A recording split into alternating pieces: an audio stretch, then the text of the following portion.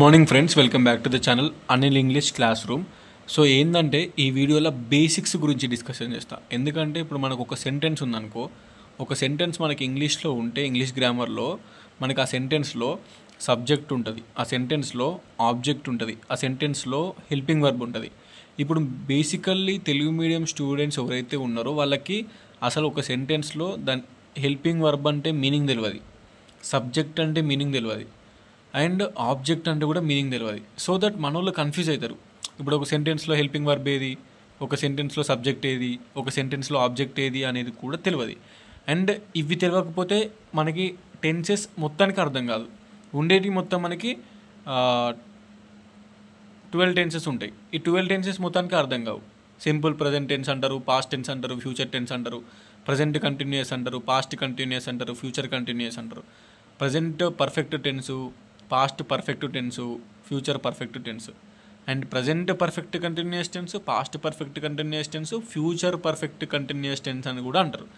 మొత్తం each past and present and ఫ్యూచర్లో కలిపి ఆ 12 టెన్సులు ఉంటాయి. ఈ 12 టెన్సులు మనకి ముక్క కూడా అర్థం కావు, జస్ట్ బికాస్ ఈ బేసిక్ తెలియకపోతే. సో ఇప్పుడు డిస్కషన్ చేస్తా. మనకి నార్మల్గా మనకు ఐ అని ఉంటుంది కదా, ఐ అంటే నేను, యు అంటే నువ్వు, ఓకేనా, అండ్ వి అంటే మనము, నెక్స్ట్ దే, డిహెచ్ఈఐ, దే అంటే వాళ్ళు, ఓకే.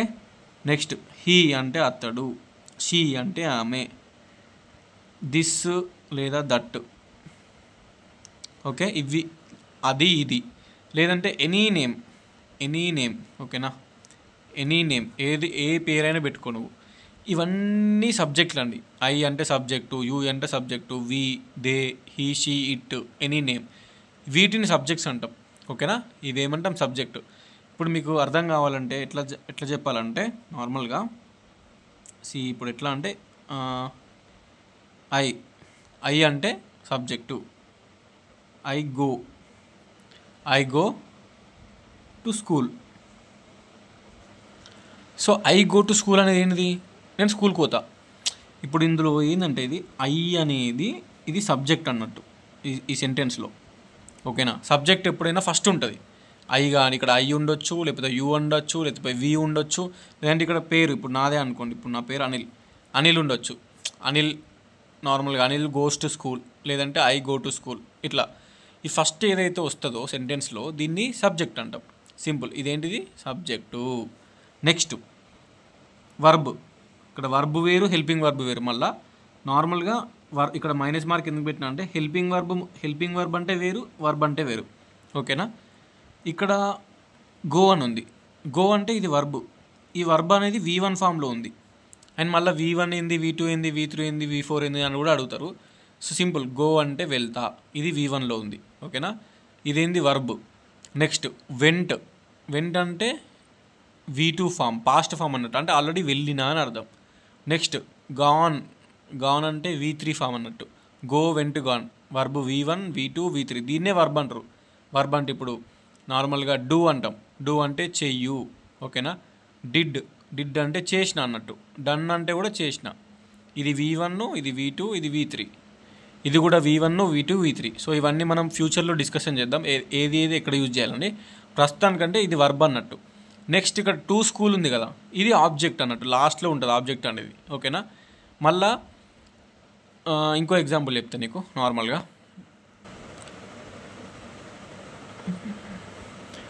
ఇక్కడ చూసుకోవచ్చు, మనకి ఐ అనేది సబ్జెక్టు, ఓకేనా. ఈట్ అనేది ఇక్కడ మనకి ఏంటిది వర్బ్ V1 ఫామ్లో ఉంది. ఈట్ అంటే V1, ఎయిట్ అంటే V2, అండ్ ఈటెన్ అంటే V3. యాపిల్ అంటే ఇక్కడ ఆబ్జెక్ట్ అన్నట్టు. సో ఇక్కడ ఇక్కడ మీరు ఏదైనా పెట్టుకోవచ్చు. You eat an apple, we eat an apple, they eat an apple, she లేదా హీ ఈట్స్ అన్ యాపిల్, ఓకేనా. ఏదన్నా పేరు like Anil eats an apple అట్లా కూడా పెట్టుకోవచ్చు. సో ఈ ఫస్ట్ ఏదైతే వస్తుందో దీన్ని సబ్జెక్ట్ అంటాం. నెక్స్ట్ ఇక్కడ ఈట్ ఉంది కదా, ఇదేంది వర్బ్ V1 ఫామ్లో ఉందంటాం. వర్బుకి V1 ఫామ్ ఉంటుంది, V2 ఫామ్ ఉంటుంది, V3 ఉంటుంది, V4 ఉంటుంది, V5 కూడా ఉంటుంది అన్నట్టు. సో ప్రస్తుతానికైతే ఈట్ అంటే V1, ఎయిట్ అంటే V2, ఈటెన్ అంటే V3, ఈటింగ్ అంటే V4, ఈట్స్ అంటే V5. సో ఇట్లా ఫామ్స్ ఉంటాయి.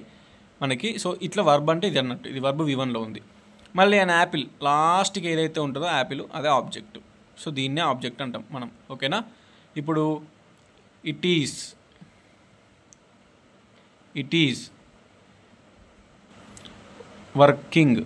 వర్కింగ్ అన్నాం అనుకో. ఇప్పుడు ఇక్కడ చూసుకోండి, ఇట్ అంటే ఆబ్వియస్లీ ఇది సబ్జెక్టు చెప్పిన, అంటే స్టార్టింగ్ ఏదైతే ఉంటుందో దాన్ని మనం సబ్జెక్ట్ అంటాం. తర్వాత ఈజ్ అని ఏదైతే ఉందో ఇది హెల్పింగ్ వర్బు అంటే ఒక సెంటెన్స్ని నార్మల్గా హెల్ప్ చేస్తాయి ఒక సెంటెన్స్లో. ఇది యామ్ అనేది, ఈజ్ అనేది, I am Anil, normal she is teacher. ఓకేనా. They are students, am is are, ఇవి ప్రజెంట్ ఫామ్లో helping verb. And was were. ఓకేనా. I was a student, she was a student, they were students, ఒకప్పుడు అన్నట్టు vase వర్రు. Next మనకి పాస్ట్లో ఫ్యూచర్లో చూసుకుంటే విల్ అంటాం, ఐ విల్ గో అంటాం, will shall, they shall go అంటాం, ఐ షెల్ గో అంటాం. సో ఈ will shall was were am is వారు, ఇది ప్రజెంట్, ఇది పాస్ట్, ఇది ఫ్యూచర్లో యూజ్ చేస్తాం మనం. So I am, she is, they are. ఓకేనా. They were, you were, we were, I was, she was. So I will go, she will go, అట్లా మనం ఇవన్నీ ఏదైతే ఉందో వీటిని మనం హెల్పింగ్ వర్బ్స్ అంటాం. హెల్పింగ్ వర్బ్స్ అంటే ఇవి సహాయం చేస్తాయి మనకి సెంటెన్స్ని ఫామ్ చేయడానికి. ఇప్పుడు ఇట్ ఈజ్ వర్కింగ్, ఇదేంది, ఇది వర్కింగ్ అనేది లాస్ట్, ఇది వర్బ్ అన్నట్టు. ఓకేనా. వర్బు V4లో ఉంది. ఓకేనా. వర్క్ అంటే V1. ఓకేనా. వర్క్డ్ అంటే V2, V3 కూడా వర్క్డే. V4 ఏంది, వర్కింగ్ అన్నట్టు. సో V4 అంటే సంథింగ్ బట్ గోయింగ్, వర్కింగ్, లాస్ట్కి ఇంగు పెట్టాలి. ఇంగు పెడితే గోయింగ్, వర్కింగ్, ఈటింగ్, రన్నింగ్, ఆ లాస్ట్కి ఇంగ్ వచ్చింది అనుకో దాన్ని మనం V4 కింద కన్సిడర్ చేయాలి. ఇక్కడ కూడా వర్కింగ్ అంటే ఇట్ ఈజ్ వర్కింగ్. ఓకేనా. ఇట్ ఈజ్ గోయింగ్ అంటే V4, it is working V4. It is eating, she is eating అనుకో, అది అట్లా. షీ ఈజ్ గోయింగ్, సో ఇంగ్ వచ్చిందంటే ఆ వర్బ్ V4లో ఉందని అర్థం. సో ఇది వర్బ్ అన్నట్టు. ఓకేనా.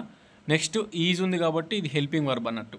సో యాము, ఈజు, ఆరు, vase, వర్రు, wheel, shell, I will go, అట్లా అంటాం కదా మనం. వీటిని హెల్పింగ్ వర్బ్స్ అంటాం. అండ్ ఇక్కడ ఐ ఈట్ అన్ యాపిల్ అన్నప్పుడు ఇక్కడ నేను ఒక యాపిల్ తింటా. ఏం తింటావు, యాపిల్ తింటావు. సో ఆ ఏం తింటావు అనేది ఆబ్జెక్ట్ వస్తుంది మనకి. ఓకేనా.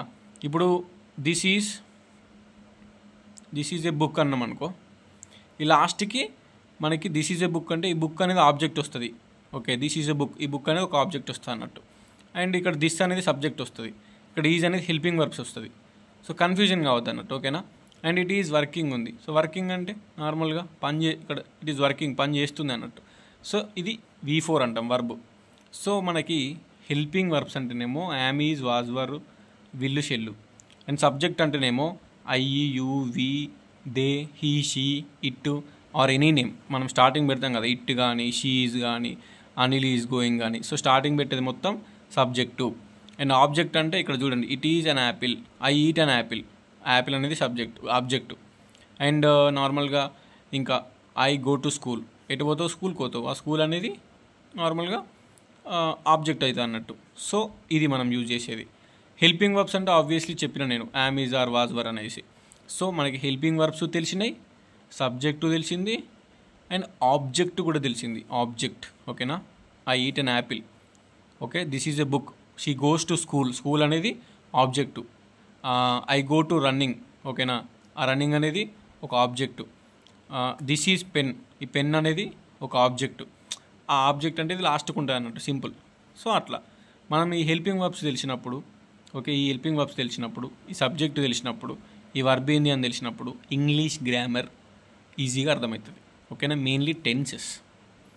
ఓకే. Tenses mainly. ఓకే.